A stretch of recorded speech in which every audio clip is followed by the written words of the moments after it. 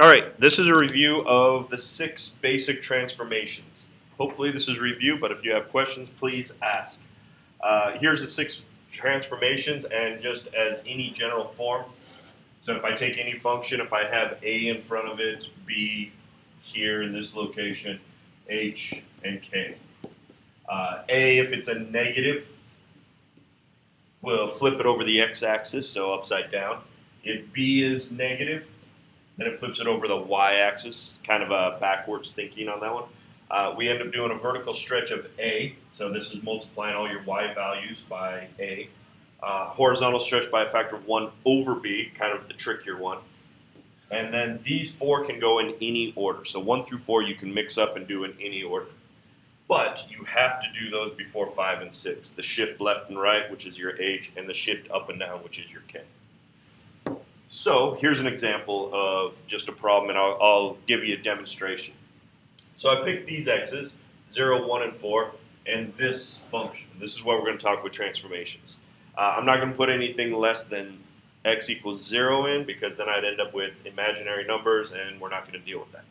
So if I plug in 0 into this equation, the square root of 0 is 0. Square root of 1 is 1. Square root of 4 is 2. These. So if I plot those points, I get it 0, 0, 1, 1, and 4, 2. Okay? Now, I'm going to actually graph this by hand, and in a second, we're going to show you how the transformations work on this too. Same kind of principle. I don't want to take a square root of a negative, so the smallest number I can plug in is 1. When I plug in 1, I get 3 square root of 2, 1 minus 1, plus 4. So 3 square root of 0 plus 4, or 0 plus 4 gives me 4. When I plug in 3, I get 3 square root of 2 times 3 minus 1, plus 4. So 3 square root of 2 times 2, or 6 plus 4. So I get 10. And finally, it may seem random right now, but I picked 5.5 for a reason. If I plug in 5.5, I go 3 times square root of 2, 5.5 minus 1, plus 4. So 3 square root of 2 times 4.5, well, 3 square root of 9 plus 4. And so I end up with 9 plus 14, or sorry, 9 plus 4, or 13 on that. So I was just picking numbers that came out nice and even on that. Now if I graph them, first one is at 1, 4, so over 1, up 4. Next one's at 3, 10, 2, 3, up 10. And now the next one's off the graph, but it's just to show you 5.5, which is around here. And I would end up going up 13, which is up around here. So we're talking about a graph that looks like that. And just to show you what those two graphs look like next to each other, there you go. Y equals square root of x here. Y equals 3 square root of 2, x minus 1 here. In the same family, but with transformations. So I'm going to approach this completely from a transformation. So there's four transformations that are happening here. My first one, and I can pick one of the two, but I'm going to actually do a vertical stretch by a factor of 3. 2, I'm going to do a horizontal stretch by a factor of 1 over 2. I have to do those two first. Then 3, I'm going to shift right 1. And finally, up 4. So I take 0, 0. Here's the nice thing. I start running it through this. 0, 0. If I do a vertical stretch by a factor of 3, well, it's still at 0, 0. That means I'm actually taking my y's, because it's vertical, timesing it by 3. 0 times 3 is still 0. So that's where this stays the same. Horizontal stretch by a factor of 1/2. 0 is still 0. So I'm still at 0, 0. Nothing's changed. Shift to the right 1. It's now at 1, 0. And then up 4. I'm at 1, 4. Okay? Then I'm going to take 1, 1. Vertical stretch by a factor of 3. Well, I actually can multiply the y by 3. Horizontal stretch by a factor of 1/2. 1/2, 3. Shift it to the right 1. 1.5. I'm going to write it as 3/2. 3. And then up 4. Ends up there. And finally, the last one, 2, 4. I can vertical stretch by a factor of 3, so 2, 12.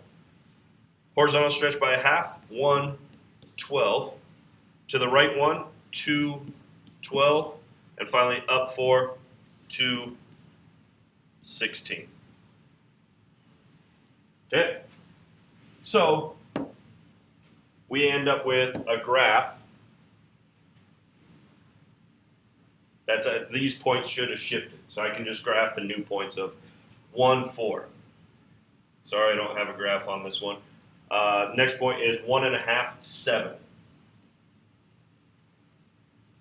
And finally, 2, 16. Ends up being that way. I just want to show you one more way if I give you a random function how this can work.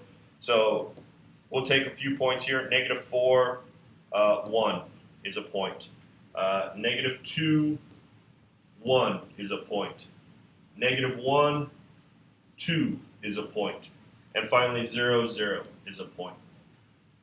So if I look at these transformations here, I got a vertical stretch by a factor of 2. That's going to be my first one. I'm going to end up secondly, and this is I'm going to flip over y. And it's because of right there. But I'm actually going to write this as 2f of -x plus 1. And then plus 3 at the end. That means I'm going to go left 1, and finally up 3.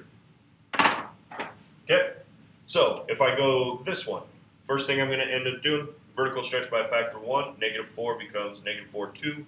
Flip over the y. So if it's flipping over the y-axis, that means is all these numbers, my x's, are going to become the opposite side. So this now becomes 4, 2. So it just flips that. Left 1, 3, 2, up 3, 3, 5. So this point is now going to become 3, up 5, up here. Okay. Next point, -2, 1, same thing, vertical stretch, -2, 2. Flip over the y, 2, 2. Left 1, 1, 2. Up 3, 1, 5. 1, up all the way to 5. Next one, -1, 2. Vertical stretch, -1, 4. And I'm going up on this one. 1, 4. Left 1. So we end up going 0, 4. And I'm going to be out of room on this one. Ends up being at 0, 7. I'm actually off the screen on this one. I apologize for that. And then finally, my last one here, 0, 0. Vertical stretch becomes 0, 0.